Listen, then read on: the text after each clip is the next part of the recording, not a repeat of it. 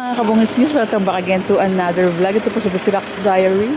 Hatid ang mukha ng balita. Kasama natin ang Smart Police led by PCMS Gerardo Tubera. Ito nga po maghatid po sila Sir Jerry. Donation po dito po sa Boys Town.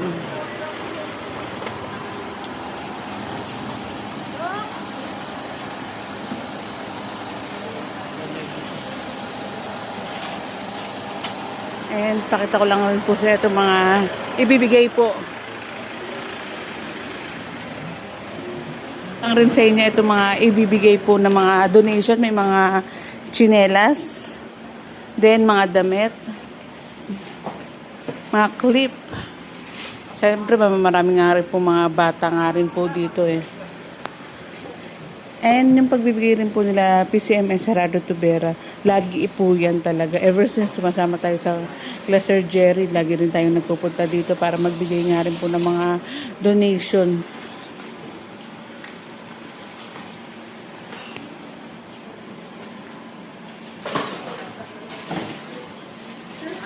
Laking tulong.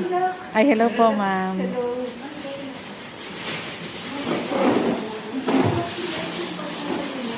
Napakalaking tulong po itong binibigay po ng mga donation para dito sa mga bata nga rin po na nandito po sa Boys Town.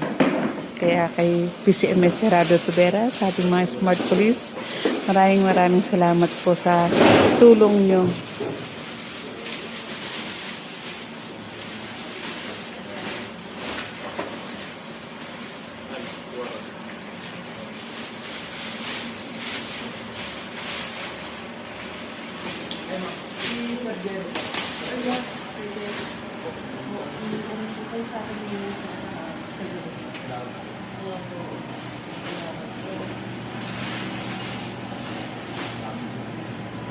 Eh, natutagdag ko lang pala. Ito pong dito sa Boys Town, never po pinabayaan ni Mayor Isko Moreno.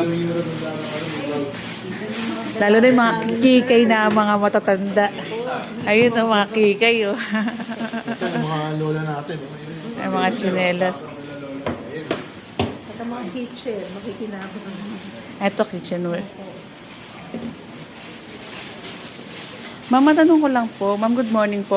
Ano pong nararamdaman niyo, masasabi niyo na never po pinabayaan ni Mayor Isko Moreno ito pong Boys Town? Of course, talagang masayang-masaya po kami dahil parati po kami naalala ni Mayor at hindi niya po talaga kami pinababayaan ang aming mga residente.